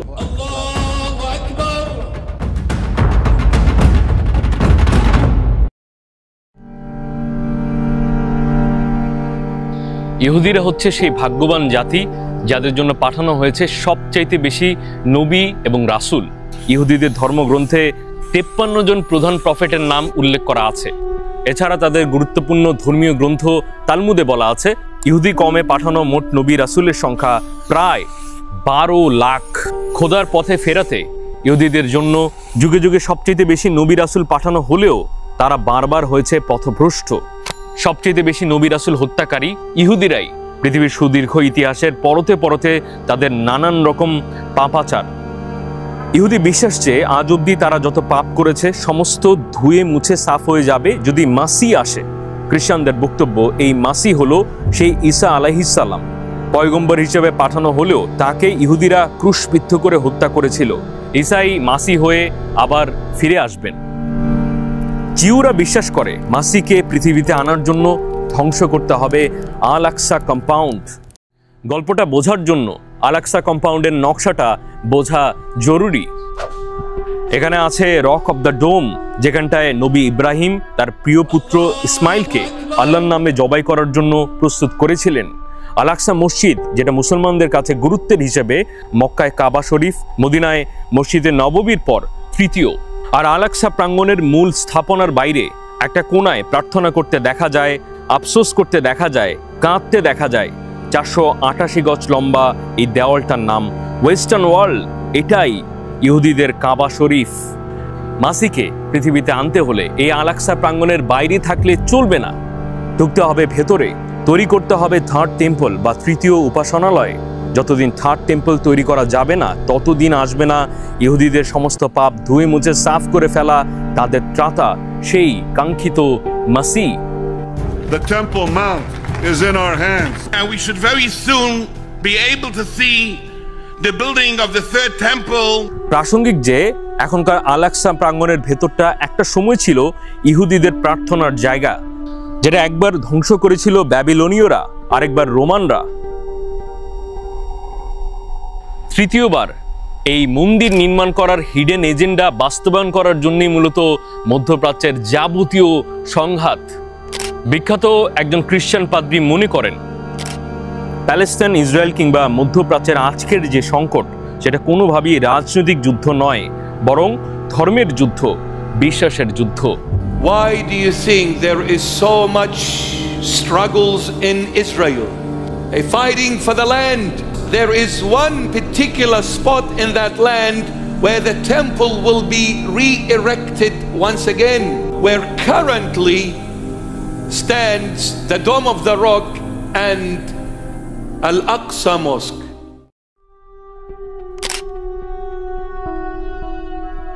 মাসি আসবে সে একই বিশ্বাসে বিশ্বাসী ইসলামও, তবে ইহুদি আর খ্রিস্টানরা যে মাসির জন্য অপেক্ষা করছে সে আসল মাসি নয়, সে হলো দাজ্জাল।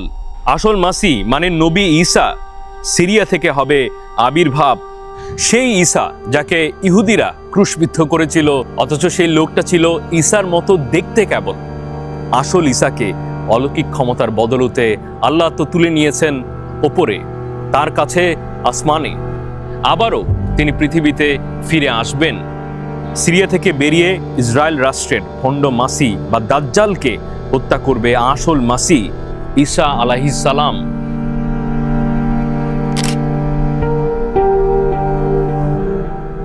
ভবিষ্যতের ভণ্ড মাসি বা দাজ্জাল ইসরায়েল থেকেই রাজত্ব করবে, তবে তার জন্ম কিন্তু হবে না সেখানটায়।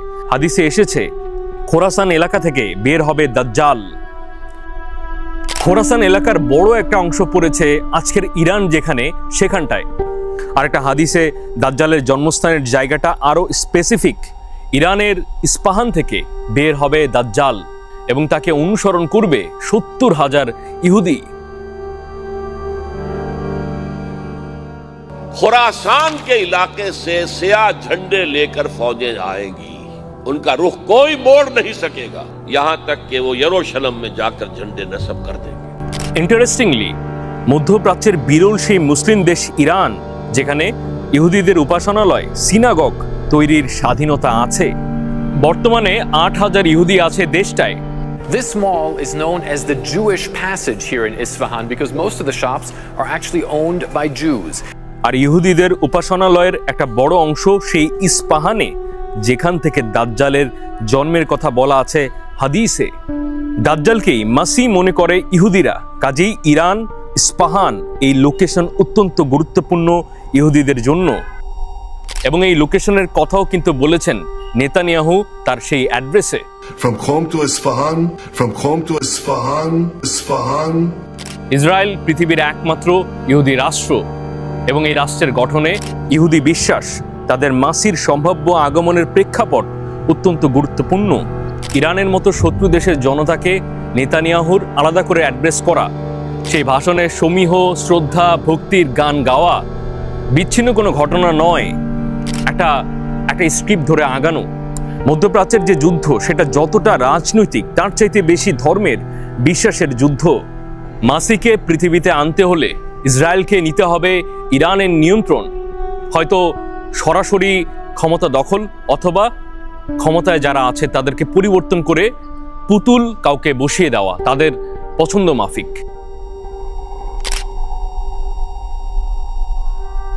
ইহুদি খ্রিস্টান বিশ্বাস করে পৃথিবীর শেষের আগে ঈশ্বর ইহুদিদের সবকিছু জয়ের ক্ষমতা দিবে, মাসি আসবেই। ইসলাম ধর্মেও বলা আছে ভণ্ড মাসি তথা দাজ্জাল এই দুনিয়াতে আসবেই। শুধু তাই নয়, অসম্ভব পাওয়ারফুলও হবে সে। শুধু মক্কার মদিনা ছাড়া পৃথিবীর সমস্ত জায়গায় তার জয়গান হবে, তার বিজয়ের পতাকা উড়বে। পৃথিবীর বেশিরভাগ মানুষ তার সামনে মাথা নোয়াবে। বিশ্বাসী মুসলিমরা ওই সময়টায় শুধু হারবে। আসল মাসি মানে আসমান থেকে সিরিয়াতে নবী ঈসাকে না পাঠানো পর্যন্ত চলতেই থাকবে পরাজয়। শেষ করব সাম্প্রতিকে ঘটে যাওয়া একটা ঘটনার ভেতরকার বার্তা নিয়ে।